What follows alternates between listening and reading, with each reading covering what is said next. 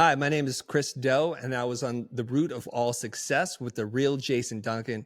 And if you want to learn about entrepreneurship from a guy who knows what he's talking about, this is the episode you need to listen to. Welcome to the root of all success with the Real Jason Duncan, a podcast that explores how the world's most powerful entrepreneurs unlocked success and how their stories can help you do the same. A successful educator turned entrepreneur, Jason has built multi-million-dollar businesses that have been featured in Inc. magazine and Entrepreneur magazine.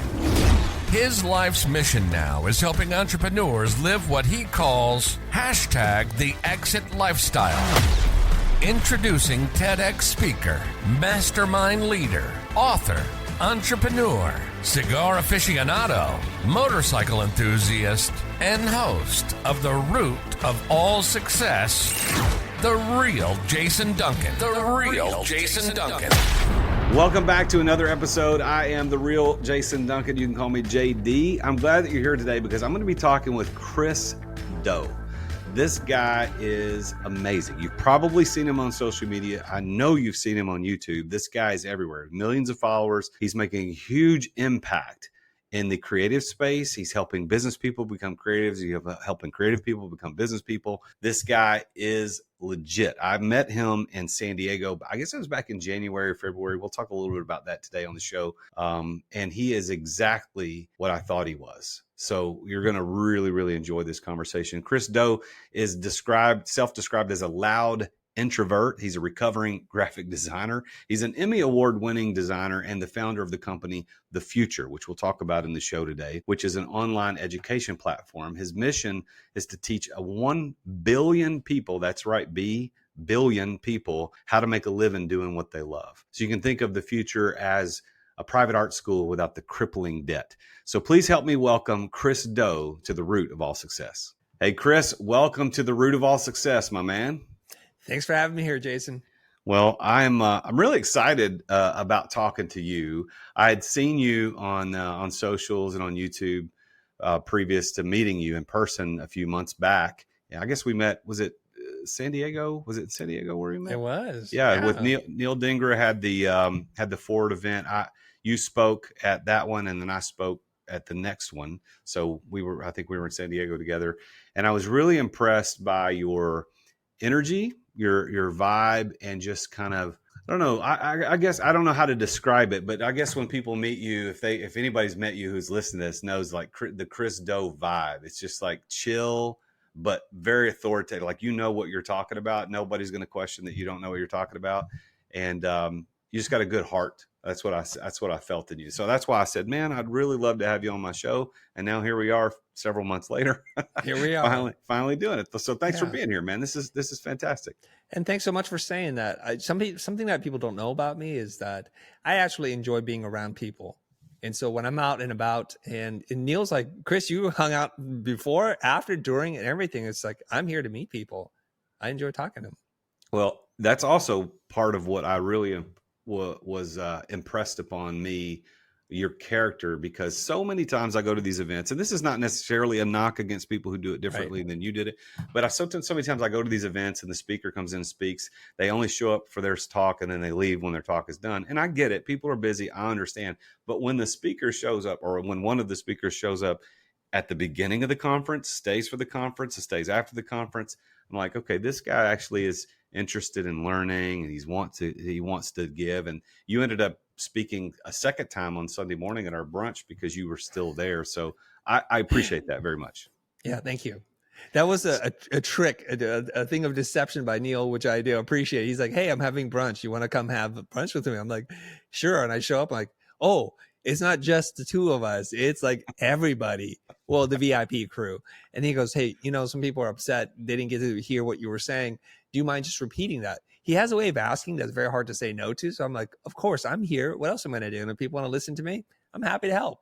Yeah. Well, and you're heading out this weekend to Vegas. Of course, the weekend of recording, not the weekend that this comes out, but yes, you're heading out to Vegas this weekend to be part of the Big Forward event. Mm-hmm. And those are fantastic. Neil puts on one of the best conferences I've ever been to because he brings in great speakers, but he also he's built a great community. He has. It's just a really good community. Yeah. So how did you originally get involved with Neil? We'll talk about that for just a moment more, and then we'll move on into your personal story. Yeah, what I like about Neil is before he introduces each guest, he tells a little personal story. So the night before the whole event, the mastermind in San Diego, he told a story, which was he wanted to have me on his podcast, and he was trying to figure out how to do so. And so he did something. He was the first person to do this. He just approached me and said, "Chris, I see that it costs this much to book you for an hour of your coaching time. Could I just pay for that and have this as a podcast?" And I'm like, well, sure, I guess. And then he goes and escalates it later. He's like, I'm actually in town for that coaching session and I have a crew. Why don't we just record here? I'm like, okay. And so that's how he and I first met. And it was pretty cool. So he's a super chill guy. And I describe him like the Indian Andy Garcia. He looks just like Andy Garcia to me.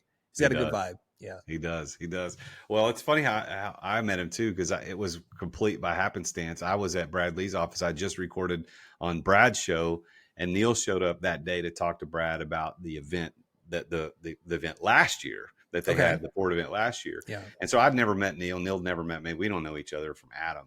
And he we're all sitting out on the Brad's patio.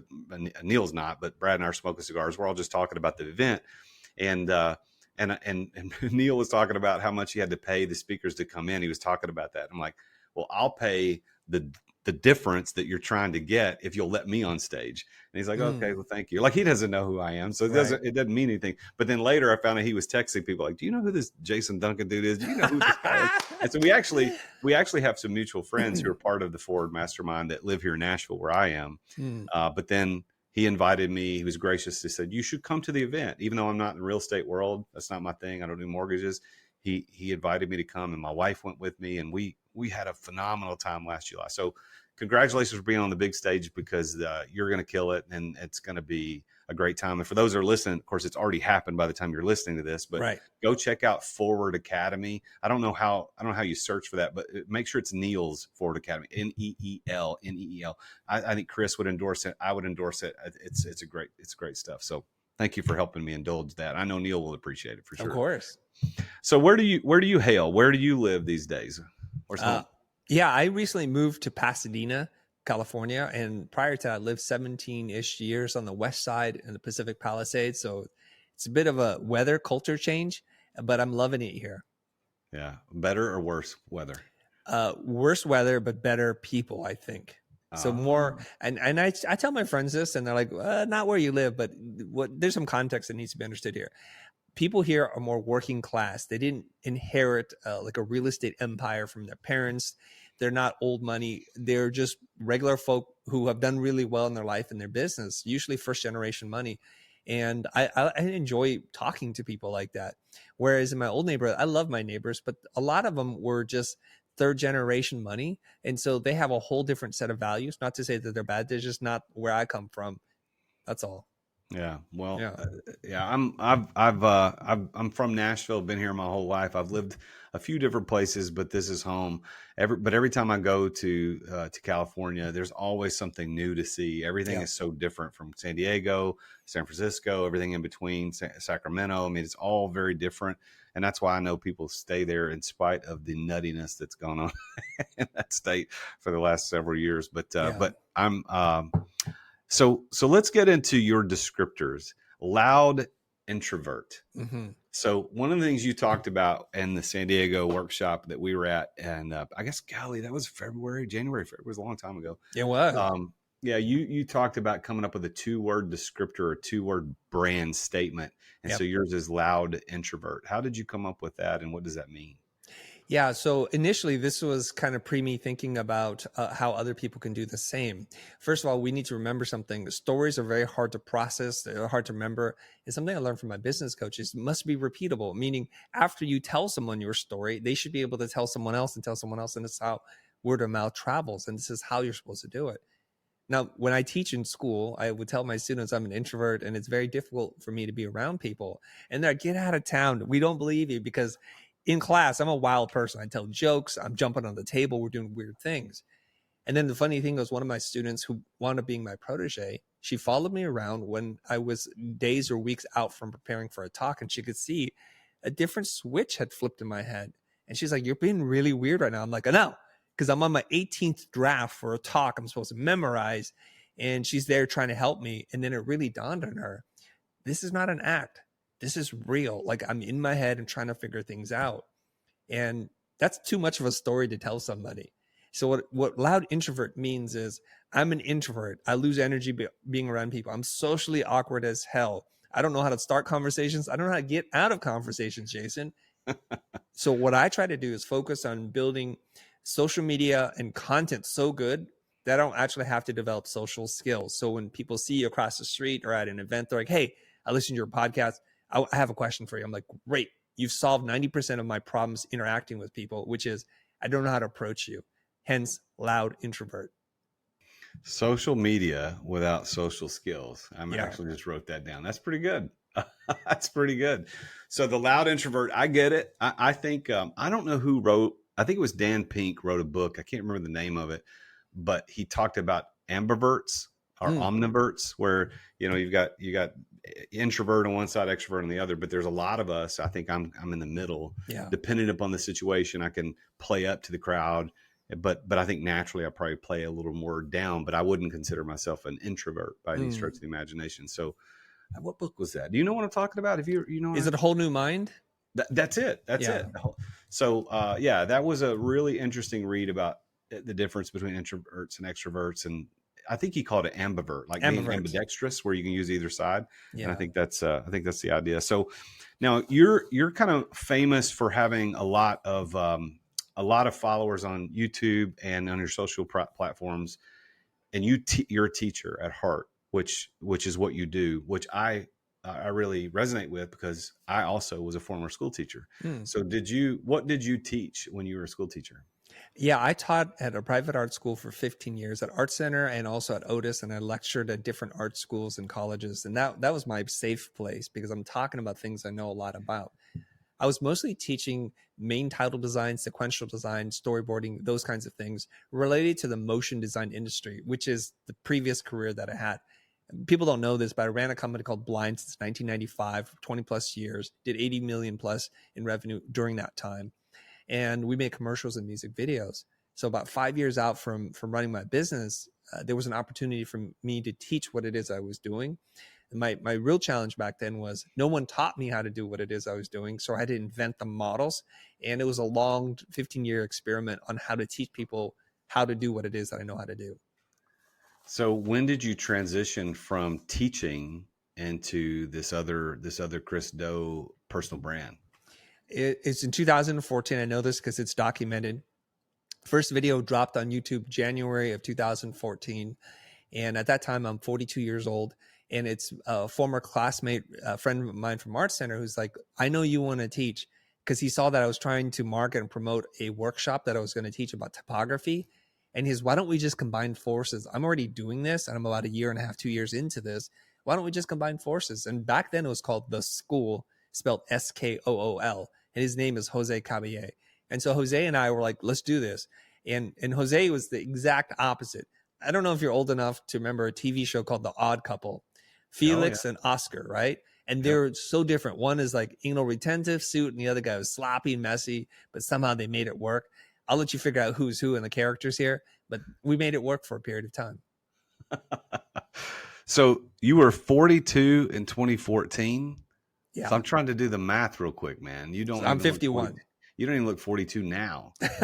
So you Asians have this beauty of not looking as old as you are. It's such a gift that God has given your people. Somebody had said this: Asian don't raisin and black don't crack. It might be true. I don't know. Well, I'm 48, so we're not too far apart, but you certainly don't even look 42. You're young, man. 48, so thank you. We're both in that club. I get, if I shave my beard off, I look 12. So that's probably it. Then shave the beard if you want to look younger. I need to shave the beard off. I look a lot younger. So Chris Do starts becoming a thing in 2014 at the ripe old age of 42. And that was, 9 years ago. So now you've got millions of followers on social media. You're killing it on stages. You're running masterminds. You're coaching people. What do you think your thing is? If somebody said, well, what is it that Chris Do, what's his primary area of expertise? What would you say? I get credit for lots of things, which sometimes I feel like I don't deserve. A oftentimes people say they see your presence, they see your following, and it's instant social proof, and they start applying labels to you. I think the thing that people know me most for is my sales videos, which I didn't even know I knew how to do, to be honest. Right. So they're like, oh, he's the pricing sales guy. He'll teach you how to overcome objections. He'll teach you how to frame the conversation, not to defend yourself when talking about money. And that really just comes from an internal belief that I have. And I didn't realize this. I know it's true, but I've pitched on hundreds of jobs, ranging from $30,000 all the way up to $1 million and winning them. And through that process, you learn a thing or two. And luckily I had some coaching as well along the way. And it builds up your confidence to carry yourself a specific way. And just trying to teach that to other people. Well, that is in fact how I first became aware of you. And it was a TikTok video, I guess, or a YouTube short or something like that on sales. Yeah. And you had a small group of people who were designers, it sounded like, and you were walking them through how to position their pricing, how to anchor at a higher point and do ranges. And I was like, this dude is legit. He knows what he's talking about. But now that I've met you and have interacted with you and followed you, now I don't see you as the sales guy, even though that was how I originally was introduced to you. Is that kind of the conundrum you find yourself in with most folks? Yeah, it just evolves, right? It depends on what I'm passionate of talking about. So some people think I'm a genius at marketing because of my social media following and my engagement, but I don't know anything about marketing. Now I'm moving into branding, and nobody taught me branding. I'm just trying to figure it out. So there are things like when you pursue your goal, there are skills that you pick up along the way that you then become known for. And if you want to, you can actually teach and package that for money. It's a wonderful world. Yeah, it is. It is a world, man. I tell you, to go from content, just making content, building a community around that content, and then being able to do commerce around that content, that community. You've mastered that, and you're showing other people how to do that. So in all the things that you've been successful about, with what you've been able to accomplish, if you had to kind of narrow down all of that success into one thing, like this is the one thing that made Chris Do successful, what is that? That's a big question, Jason. I've been thinking about that. And I think the domino that starts off all the other chain reactions falling over is when I was able to hire my first business coach. His name is Keir McLaren. He's since passed away, but without him, I'm not sure that I'm here as quickly as I'm here. And let me explain. So there's a little story here, if you'll indulge me, right? I'm meeting up with an industry friend. He's a sound designer, composer. His name is Hugh Barton. And we were meeting at this little Italian cafe in Santa Monica, and we're chatting. There's something very different about the way that Hugh is like behaving. He has a glow about him. I'm like, dude, what are you so happy about? He goes, well, yeah, like last year we doubled our business. And I thought that's a figure of speech, but he meant it literally. And inside I was like, why don't you ask him how? Ask him how. But you're having lunch and you're like, you can't get into a person's business over lunch like that.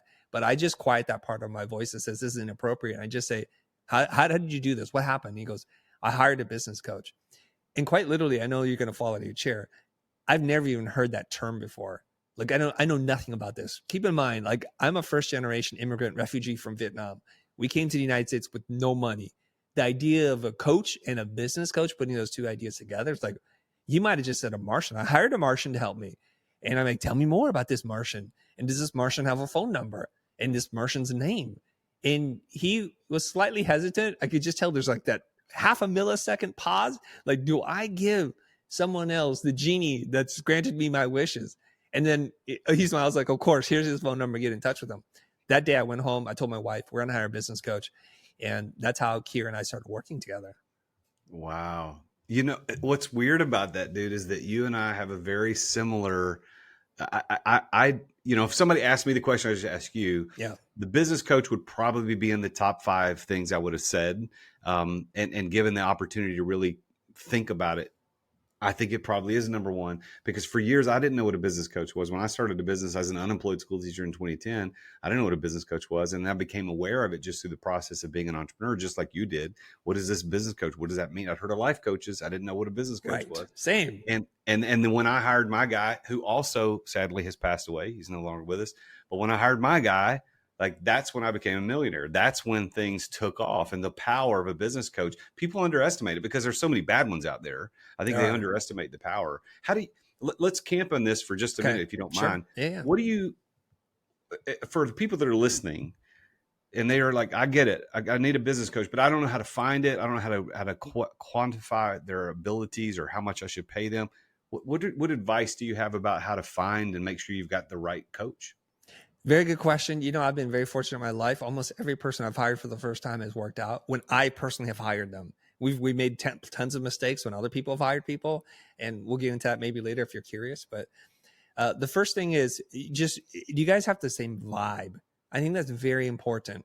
And people tend to focus on the wrong things. They focus on, does this person have relevant industry experience? Do they know my niche and my expert area of focus so well? And I don't care about that. People focus too much about their previous accolades, who they've worked with. I don't care anything about that. What I did was I called Kier because he was referred to me by this other person. He came in, he looked nothing like the way you would expect a business coach to look like. He's a big, heavy set man. He used to play football, right? He tried out for the Pittsburgh Steelers. He's a big dude. He's an older white guy. He kind of looks like Santa Claus with white hair, bald spot. And he comes in a t-shirt and jeans, riding his motorcycle in. And I was like, what? I was expecting somebody like from Central Casting in a 3-piece suit, like martini lunches and those kinds of things.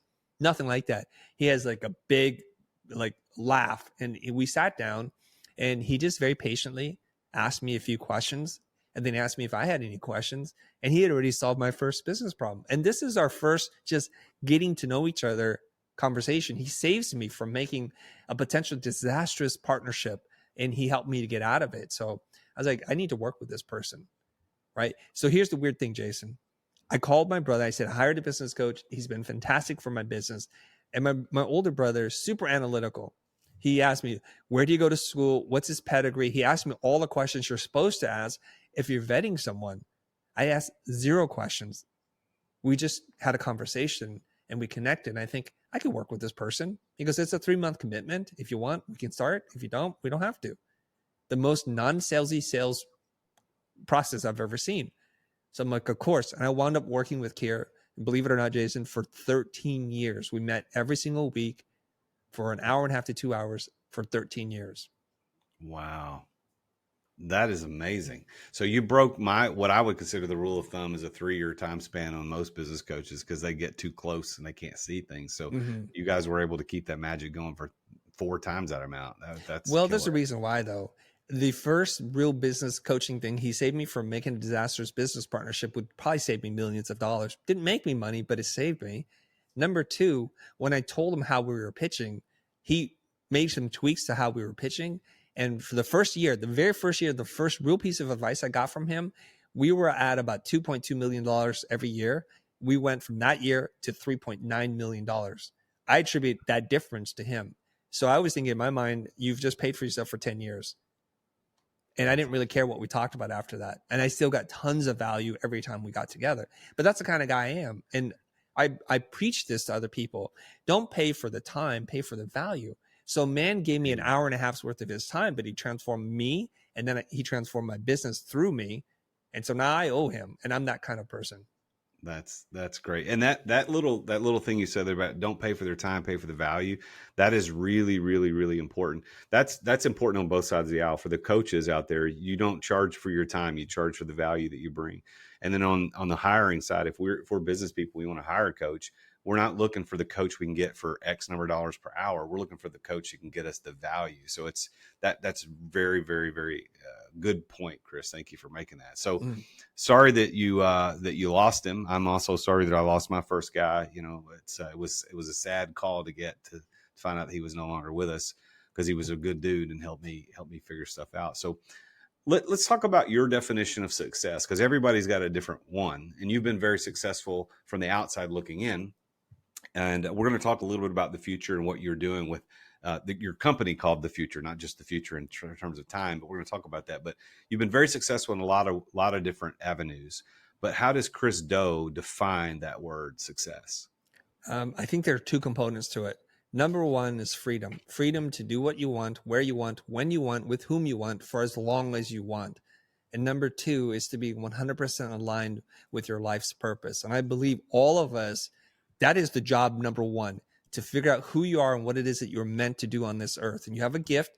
Most people go to their grave not having realized their gift or suppressing it because they were too busy living someone else's dream. And because of that, they never reached to the very top of where they are. Now, I thought my gift and my purpose was to make commercials and music videos. It was not. Clearly, that was not it. When I was able to combine my passion for education, my experience in producing commercials and videos, my love for entrepreneurship, and a blend of spicy dough, which is me, which is sometimes truthsayer, sometimes cantankerous mother effer, that's who I am. And if I can put all that together, I've aligned with who I'm supposed to be in this world. All right. So let's run that back, everybody. He said two things. Number one is freedom, doing what you want, when you want, where you want, with whom you want, whenever you want.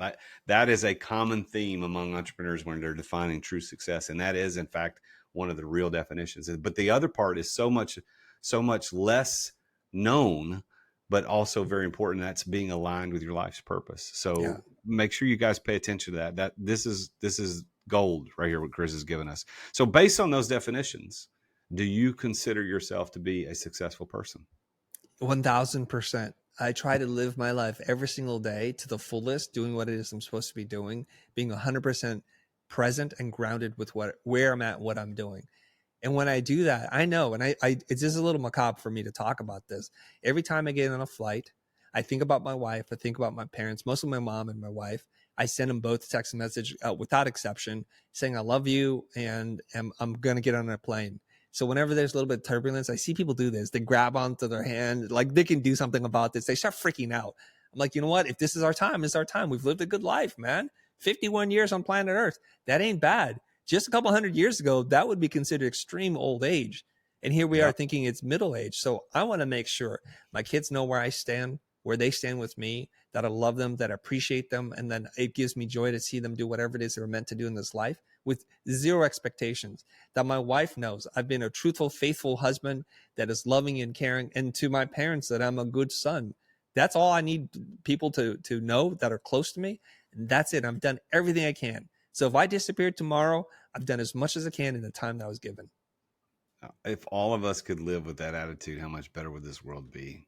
So many people are living in fear that they haven't done enough, or they're scared of some impending disaster that may or may not overtake them. And yeah, I love that attitude. Again, this is, I'm finally getting to peel back what I sensed and what I saw in you when we first met, and it actually is true. So this is not a BS thing. You're actually for real. So thank you for doing that.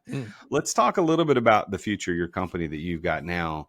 And then I want to finish up, and I'm going to give you the opportunity to give some advice, because I want to hear some advice from Chris Doe.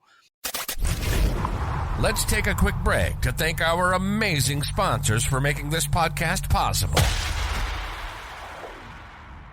As an entrepreneur, I know that you have to deal with sales on a regular basis. I mean, every entrepreneur does. And if you aren't paying attention to sales as an entrepreneur, you're not going to be an entrepreneur for very long. But I've got a sponsor of this show called Dub that helps you bring the personal back to sales.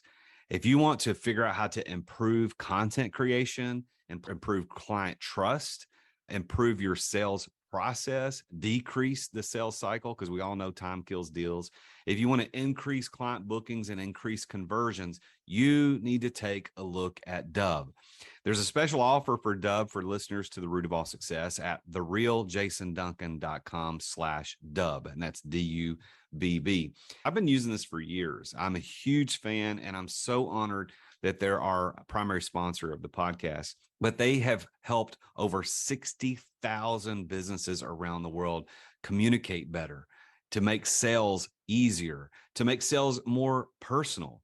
And it's built Dub for growing teams. I mean, you can set up video emails, you can set up custom onboarding, you can do admin reporting. You need around video and sales and automation. Dub is there. You can try Dub now. Your conversions to sales are waiting. All you got to do is go to therealjasonduncan.com/Dub. And there you're going to get 2 weeks for free to try Dub. Plus, you're going to get 50% off your first 2 months of Dub. You can't beat that. So go check it out. Go to therealjasonduncan.com/Dub. I love talking about this sponsor because it's oftentimes a lot of people talk about sponsors on their shows or have sponsors and they either don't use them or they might have used them once and they're not really in love with it. They just take their money. And certainly there's nothing wrong with that. But this sponsor, this one of my sponsors of the podcast is Story, Storyyy.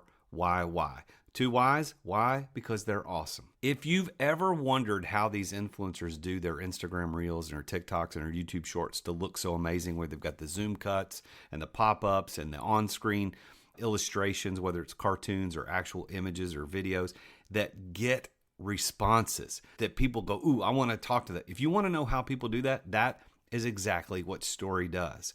They take your videos and they make you look like an influencer. They make you become an influencer. And they will post it for you. They'll write the captions. They'll add the relevant hashtags. They put it on the platforms that you care about the most. And after that content's posted, they take it even one step further to boost it to your past clients, your leads, or anyone that you want to target. And they even have someone log into your social media profile to engage with other people's posts to drive engagement on your profile. Story truly takes the headache away from doing social media content from start to finish. And they have a mission to help people nurture and cultivate their relationships by sharing your message digitally. And they even have an app that makes it easy to upload your content and track everywhere your video is at. And I've been using them for a long time. And I told them, I said, look, guys, I love what you're doing. I want to recommend you to everybody. You need to be a sponsor of my podcast. And so they're a co-sponsor of this podcast. And they're also the exclusive sponsor of my live webinar series, Entrepreneur Master Series, because they're that good. I tell everybody about them. So go to therealjasonduncan.com/story to learn more. And that's therealjasonduncan.com/story, STORYY. Why are there two Y's? Because they're awesome. You'll get 10% off your first 3 months if you go to that link, therealjasonduncan.com/story. Thanks for listening to our sponsors. Now, back to the show.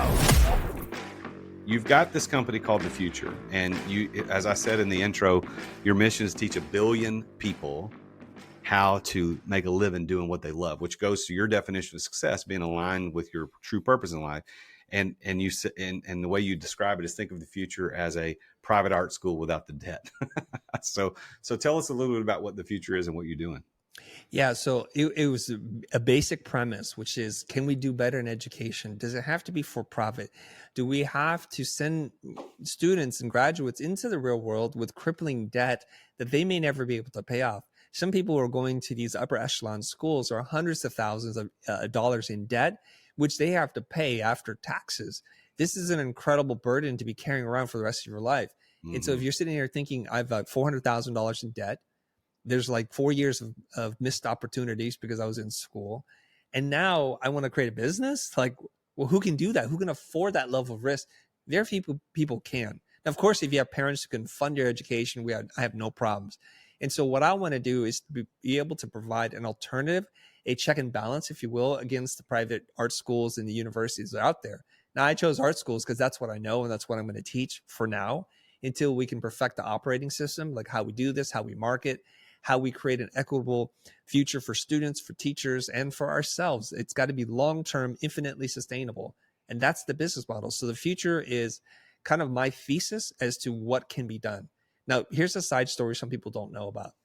I tried helping different nonprofit organizations do exactly what The Future is doing today. And for their whatever mismanagement, disorganization, the fact that it's a committee-run thing, they couldn't make up their mind about anything. They wanted to do it, but they just didn't move. And so 8-9 months later, I'm like, okay, I give up. I don't know how else to do this. I'm hitting my head against the wall and I'm bleeding. It's not working. And then I take the exact same plan, and I'm sitting in my last ever faculty staff meeting at Art Center amongst the teachers who I revere, to the left of me, to the right of me. And as soon as I have an opportunity to talk, I raise the question, should we not be concerned about the threat that exists today with online education and how disruptive that can be to what it is that we're doing here? As an alum, as a teacher, I deeply care about this institution, and I want to make sure it's around for another 200 years. And they're like, let's take a meeting. So the powers that be, we met in my office in Santa Monica. And after I quickly whiteboarded what we're doing, how we're doing it, and how I want to help with no money, no strings attached, some of them laughed. They literally laughed. They dismissed me as a kid raising alarmist flags that are just not true. And the analog that one of them made was, they said the same thing about desktop publishing and how it was going to destroy graphic design. It didn't. You're doing the same thing. It's all smoke, man. I'm like, okay, I'm done. And I believe this, Jason. I messed up. I broke my own rule, which is you're allowed to complain one time. After that, it's your problem if you don't do something about it. I've complained twice now, once to a nonprofit and once to this private art school. And I was like, I really want to help. I still want to help to this day. But they're like the Titanic. They see the iceberg. Everyone knows there's an iceberg, but no one will turn the boat because it's somebody's responsibility and no one wants to take that. Yeah. Well, yeah, we're all seeing education not keep up with the new times, new culture, new worldview, new perspectives. There's a really great video going out there. I don't know who it is. It's a guy who does really clever rhymes. Like, he was a poet and he writes these poems and then he does videos around the poetry, and he talks about the difference between education now and it was 100 years ago. I don't know if you've seen this, but he says, here's a car. And it's like the whole video is him in a jury trial, and he's presenting to the jury, hey, here's a car from 100 years ago, and now here's a car from today. Here's a phone from 100 years ago. Here's a phone from today. Here's a classroom from 100 years ago. Here's a classroom today. They look exactly the same. We have to change education. So I applaud you for not just complaining about it, but actually doing something about it with the future. So everybody can go check that out at thefuture.com, and that's future without the E on the end. So thefuture.com, but no E on the end.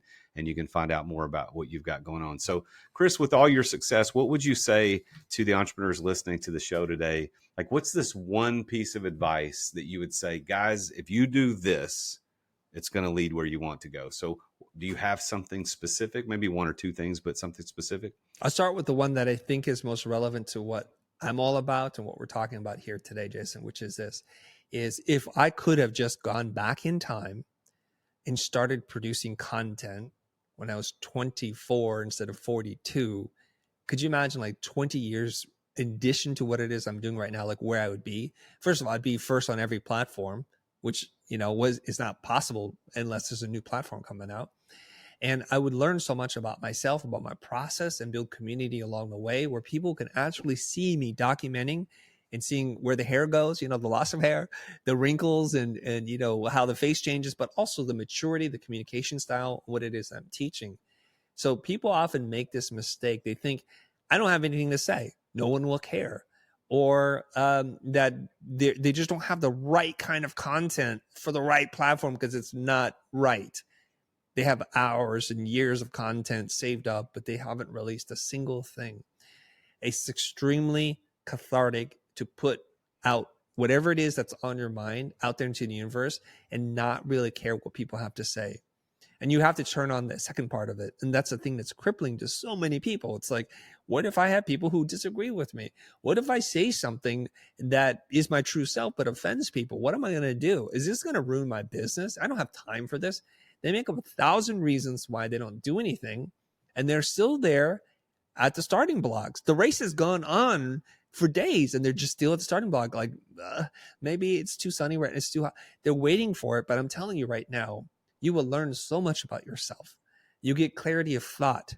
David C. Baker wrote about this in his book, The Business of Expertise. You gain clarity through articulation.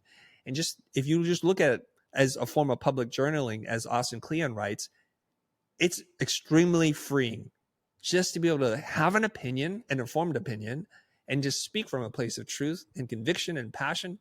I think it's a wonderful thing. Not enough of us exercise this.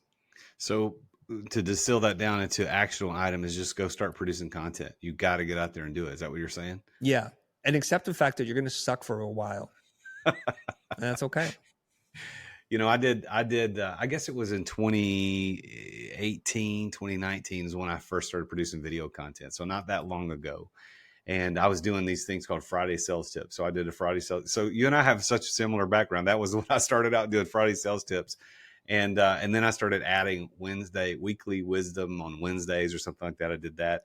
And now I film a short form video every single day. and my editing team puts it out there, and they put it out. I post once a day, Monday through Friday. So you're right. It all sucks. I go back and look at that stuff I did in 2018, 2019. I'm like, holy crap, that looks terrible. And it didn't match what I was trying to accomplish, but you have to do it. You get the reps in. Once you get the reps in, you'll become an expert at it eventually. Yeah. Eventually. Well, eventually. Yeah. So Chris, I think the power of a business coach has been one of the themes of our conversation today, because that goes back to that first question I asked you about what's this one distilled down key to success. And so I think there's really some golden nuggets in that people need to go. And I know that sounds self-serving because you coach people, I coach people, but the reality is we're both here only because of the business coaches that allowed us to become the men that we are and the professional entrepreneurs that we are today. So thank you for reiterating that for our audience's sake. You've got a special offer that you want to invite people to with the Brand Lab. I'm going to give you the opportunity to talk a little bit about that and people how to get in touch with you. Sure. The first half of my educator journey has been about teaching business skills to creative people. And now I'm like, and especially because I was in front of Neil's group where a whole bunch of entrepreneurs, like people like you had mentioned earlier, that anything had things in common with me: mortgage brokers, real estate agents, loan officers, people in the finance world, accountants, coming up to me. It's like, tell me more about how I develop a personal brand. There's something about you that I want to dig into. And I was not ready for that. So I went back and re-engineered this program that we're launching, this mastermind called Brand Lab, to not serve business skills to creative people, but creative skills to business people. So it's like the art of business and then the business of art. And so I think that's where I'm like right in the edge of these two worlds where I'm half creative and half business. And I think I can translate and speak to both sides. So when I tell my friends about this, especially in the business world, like, Chris, this is like you shooting fish in a barrel. You could do this stuff in your sleep, especially for business people. You know, the little things that you drop, they'll just like, these are gold bars. And I'm like, I'm working way too hard for my money here. I just want to teach people how to find their voice, how to create thought leadership, how to produce content at massive scales, kind of like to be the Gary Vaynerchuk of their industry as an analog, not the style, but like the impact. So, all right. So you can go to look up the Brand Lab. You can go to thefuture.com. Remember, it doesn't have an E on the end, thefuture.com/brand-lab. That's thefuture.com brand/brand-lab. Let me say that one more time because I confused that. Thefuture.com/brand-lab. And it's only $18K for 6 months at Brand Lab to work with the one and only Chris Do with your personal brand. And I love how you do the, teaching creative to business people, or teaching business people to be creative, and the art of business and the business of art. I love all that, how that comes in together. And that certainly is kind of your brain on display, how you think these two sides of things. So the loud introvert coming out for all of us. So listen, Chris, this has been an honor, man, having a conversation with you. I hope that our paths cross again in the near future. I'd love to do some stuff with you. Kill it on stage this weekend in Vegas. I know you will. I wish you the best. Break a leg. And if there's anything I can ever do for you, man, just ring me up. The Real Jason Duncan is at your service. You just let me know. So thanks for being here, man. I appreciate it. Thanks so much. Well, there you have it. Another very successful entrepreneur talking about his journey to success. And I love his advice. I want to rewind this for you and let you remember what he said. So his key to success was a business coach. And I know, again, for those of you who know that I am a business coach, well, Jason, this is obviously very self-serving. You're probably going to give a link to your coaching page, and I am. But the reality here is that this is true. Like both Chris and me experienced massive growth in our personal brands, our personal net worth, our personal impact, and the impact we're making in the world after hiring a business coach. So you've got to do that. I only take a few people every year in my one-on-one Exeter program, and I have a few slots open. If you're interested in talking to me, maybe I'm not the guy for you, but maybe I am. But if I am the guy, we could talk about it. So go to therealjasonduncan.com/coaching, therealjasonduncan.com/coaching. You can see exactly what the Exeter program includes, how much it costs, how to get involved, and maybe you just want to do a clarity catalyst, which is a couple of days, just the two of us working through a specific issue. Either way, both of those are listed on the site. My one-on-one program is $125K for the year, and my clarity catalyst, which is a 2-day intensive here on site in Nashville, is only 25K. Either one of those is going to get you where you want to go faster than you can on your own, just like what Chris experienced, just like what I experienced. And we want to get to that place of success. Like he said, was freedom, being able to do what you want, when you want, where you want, with whom you want, whenever you want. That's true freedom. And then also aligning that with your true purpose in life. So go follow Chris Do. Here's his socials. I want to make sure you know where to find him. He's at the Chris Do, and Do is spelled just D-O, like the word do in English. The Chris Do, or The Future Is Here. The word future does not have an E in it. So go follow him at the Chris Do or at The Future Is Here, and go check out thefuture.com/brand-lab if you want to take advantage of that mastermind he's putting together on personal branding called Brand Lab. Big thanks to Chris Do for being here today and for giving me a little bit of advice on how to schedule these sessions better. We had a little hiccup on the scheduling for this one today, but thank you, Chris, for that. I appreciate you very much. Everybody out there, I will see you next time when I interview yet another very successful entrepreneur about his or her journey to success. Until then, I am the real Jason Duncan, and Jesus is king. Attention business owners. Attention business owners. Feeling burnout from running your business? Uncertain if you're nearing burnout? Take our free 10-question business burnout test at businessburnouttest.com to discover where you stand. With just 10 quick questions, you'll learn how to immediately begin making changes to regain freedom and success. Cut your daily operations time in half. Improve your quality of life and prepare your business for your future exit without losing revenue or profit. Visit businessburnouttest.com now and take the test. Thank you for listening to another edition of The Root of All Success with the real Jason Duncan. If you've enjoyed this week's episode, visit therootofallsuccess.com to access the show notes and other helpful resources. Follow Jason on social media at The Real Jason Duncan. See you again next time here on The Root of All Success. This podcast is a part of the C-Suite Radio Network. For more top business podcasts, visit c-suiteradio.com.